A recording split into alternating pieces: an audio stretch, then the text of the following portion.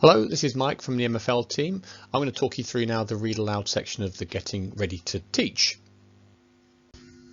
So let's have a little look at the overview of the Read Aloud. First thing I have to remind you, it's the first task of the new speaking exam.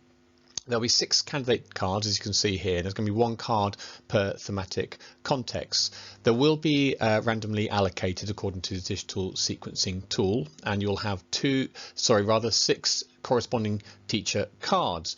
For the foundation tier, it runs between 1.5 to 2 minutes approximately, and we recommend for the higher tier about 2 to 2.5 minutes. There are 8 marks for the reading aloud itself. Now that's for AO3 only, and this is followed up by then 2 simple questions, each worth 2 marks, so 4 in total. 1 will be a like question and 1 will be an opinion question. Now they're going to be rewardable based on communication only. As you can see here on the right hand side, there's going to be clear rubrics on the student card. So as it states here very clearly, once you've read the text to your teacher, you must hand this card back to them. You will then be asked 2 questions related to what you have read, and you're expected to say a few words or a short phrase or sentence in response to each question, with 1-word answers not being sufficient to gain full marks. We'll look a little bit later on at an actual student reading and have a go at marking her work yourself. Now, in the live events, we've been doing these events now face-to-face for quite some time. You would ordinarily have your delegate booklets open, and we'll do a comparison exercise between the foundation and the higher tiers. What we're going to do now is actually I'll just run through what some of the differences are between both of the tiers now. So the first thing we'll look at is from a text point of view and how many words there are. Quite simply, the easiest thing to say is that it's longer at higher than foundation. It's 50 to 55 words maximum and 35 to 40 words maximum in the foundation tier. Now the sentences themselves, there are 4 at higher tier. You might think that sounds a bit strange, but at higher tier, but because the length of the sentences are longer, hence why there are only 4 sentences at higher rather than foundation. And as you would expect, the linguistic structures in the higher tier are more complex, with some subordinating conjunctions and numerous clauses in the sentences that the students have to read. In terms of the mark schemes, now the top marks for the foundation tier maps onto the 3 to 4 mid-range descriptor for the higher tier. This basically means then that the top band for the higher tier is slightly more demanding, as again you'd expect, and there is clear guidance on that, with the wording here being consistently clear and comprehensible pronunciation compared to the generally clear and comprehensible pronunciation that you would find in the foundation tier mark scheme. So let's have a look a little bit more at some of the details around the foundation tier, and I want to share with you now some of the parameters that we have for our assessment writers, so you can have a good idea of what to teach towards your students and what they can expect in the assessment itself. So in terms of the grammar used, there will be mainly in present tense, with potential to use a near future, such as you see here, the je vais or voy a plus the infinitive in French and Spanish only, and there could be a familiar conditional structure such as je voudrais, ich möchte, me gustaría. It doesn't mean there will be those grammar structures, the near future and familiar conditional, in every single read aloud, but they may be used. Only vocabulary list words will be assessed. I'll look a little bit more about that in terms of what that means for, say, for example, proper nouns in a moment. And there won't be any repeat words in passage, with the exception of essential repetitive words such as subject pronouns or definite articles, conjunctions, etc. Okay, so I mentioned proper nouns a moment ago, and they may be used in the read aloud. As you can see here on the page, the j'habite près de Paris, c'est dans le nord de la France, but they're going to be used only at a minimum and only to make sure there's a cohesive text to read. Proper nouns will only be accessible if they are on the vocabulary list. Okay, so you see the mention of Paris and France here. You see on the other one, on the right-hand side here, we've got mention of Moi j'adore Stormzy. Stormzy is not on the vocab list. I'm sure you'll be quite relieved to hear. And you can see the note at the bottom next to the asterisk that you will not be assessed in the pronunciation of this name. So there's always going to be a clear indication. Now, use of proper names like popular cultural figures is not a common theme or topic throughout the read alouds that we have in the exemplars, but we want to show you that it could occur, but students will not be assessed on the pronunciation of his name here. So let's look at the higher tier and some of the details around the grammar parameters compared to the foundation. Now, the ones I shared with you a moment ago in the foundation tier will apply to the higher tier plus the following. So the text will contain one clearly identifiable opinion being introduced by one of the following. Now, you have to excuse some of my pronunciation, in particular with the German. So you can see here, and it's up on the screen there, the à mon avis, je pense que, je crois que, je trouve, or pienso que, or creo que, and this is where my accent falls flat. So meine Meinung nach, ich finde, or finde, and so this will be in the higher tier read alouds, one of those, and you can see here from the French, and you'll notice as well when you look through the German and the Spanish, the vocabulary and linguistic structures will be of a higher complexity that I mentioned a moment ago, and compared that obviously towards the foundation tier. Okay, well, let's move on to the follow-on questions, and we'll start with the foundation.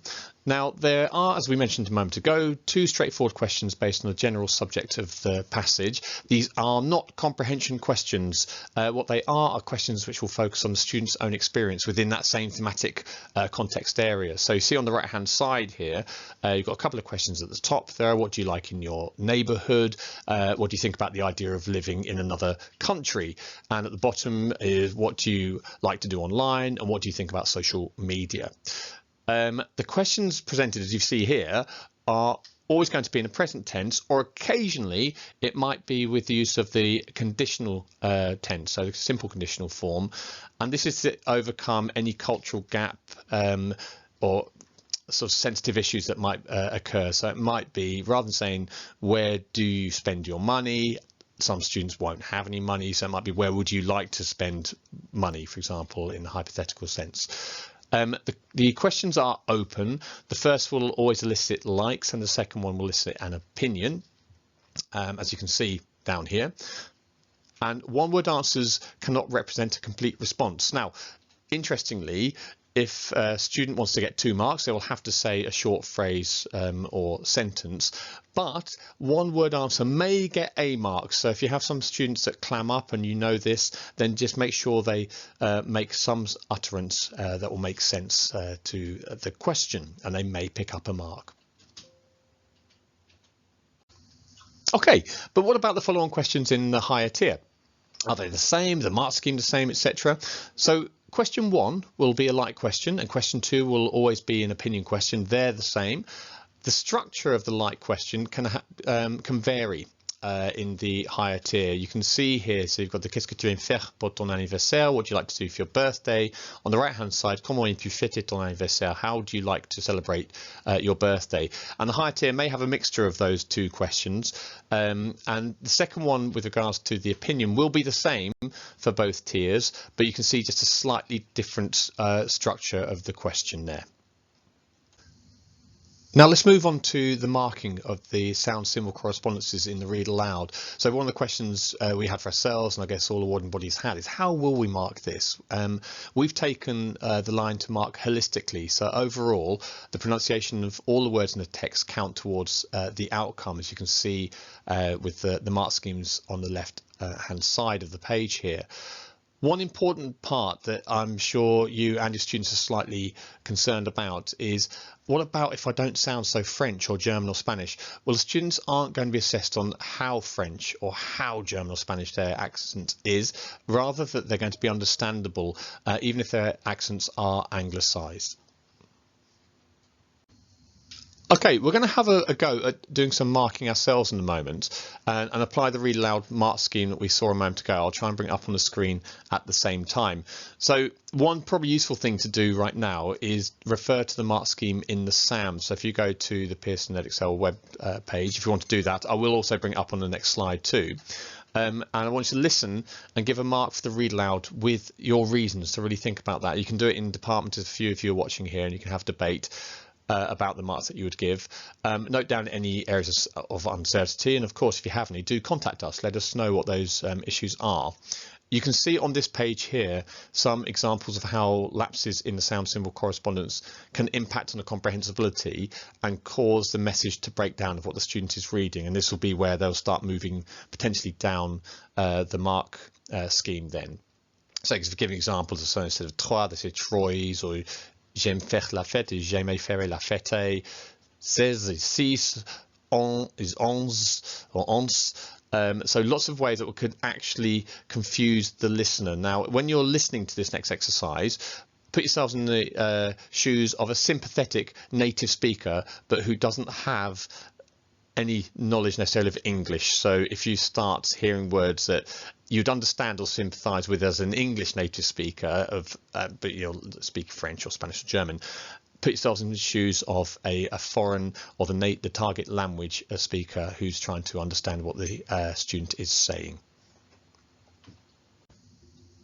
Okay, we're going to listen to foundation level students now. What I want you to do is just listen without the passage in front of you and look at the mark scheme on the right hand side here and come up first of all with the band, and if you're working with people in your centre, then discuss what mark you'll give afterwards and think about the reasons why. We'll then share the actual passage that she read from, and you can then play it again and listen to that, and we'll also show the examiner's marking of it and the rationale behind that afterwards. Okay, so first of all, let's now listen to the student read. Je vis près de Paris, c'est dans le nord de la France. Ma ville est assez grande et moderne. La samedi, je vais au centre commercial. J'ai allé dans les magasins avec mes amis car c'est amusant. Okay, let's play it one more time. Je vis près de Paris, c'est dans le nord de la France. Ma ville est assez grande et moderne. La samedi, je vais au centre commercial. J'ai allé dans les magasins avec mes amis car c'est amusant. Okay, let's have a look at the text itself that she was reading. This is the one here, so the Read Aloud card from the Foundation Read Aloud 3, if you want to have a look at that in your own time. And I wonder what mark you gave. So you can have a bit of time to discuss. You can obviously pause this video and have discussion with your colleagues, or just do it by yourself. And I'll assume that you've done that. And I'm going to bring up the examiner's mark now. So if you want to have that pause time, do it now. I'm going to bring it up now, what the examiner did. Okay, spend a moment just to have a read through of that.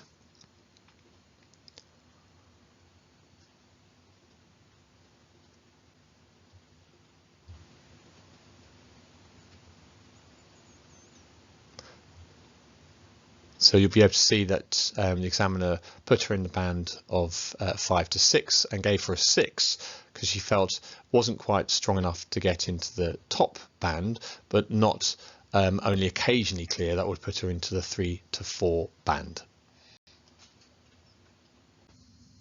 So let's have a look at the follow-up questions and have a listen to what the student then says. Now remember that the mark scheme is the same for the foundation tier as it is for the higher tier, and it's about making sure the student says a short phrase or sentence and responds with a fully communicative answer, which will either get 2 marks or 1 mark. One-word answers won't be enough to gain the 2 marks, but as I mentioned earlier, it could still pick up 1 mark, so make sure your students do have a go. So have a listen to the 2 responses given, and then discuss in your groups, or if you're by yourself, just have a think and pause for a moment as to what you would give for those 2 responses. Okay. Alors, qu'est-ce que tu aimes faire avec tes amis? Je joue au foot. Qu'est-ce que tu penses de ta ville ou de ton village? C'est grand. Let's listen one more time, because I know that's very quick. Here we go. Alors, qu'est-ce que tu aimes faire avec tes amis? Je joue au foot. Qu'est-ce que tu penses de ta ville ou de ton village? C'est grand. So what did you give those? Should we have a quick look? So have a quick chat with your colleagues first, if you have time there. Now let's have a look at what the examiner brought. So press pause if you don't want to see it straight away. So for both of these responses, the examiner gave 2 marks. Response fully communicated. You may be thinking, hang on a moment, she didn't say I like to play football, or je pense, or I think it is big. As long as the response is fully communicated, there's no ambiguity in either of those answers, then the examiner will give 2 marks. Okay, so I hope that's clarified about how the read aloud will be assessed and how the follow-up questions will be assessed also. This now brings this short section, about 15 minutes of the read aloud, to a close. I hope it's been insightful and given you some more information. Of course, please do come and meet us or get in contact with us if you need some more information. Otherwise, I'll look forward to meeting you in the next video. Thank you.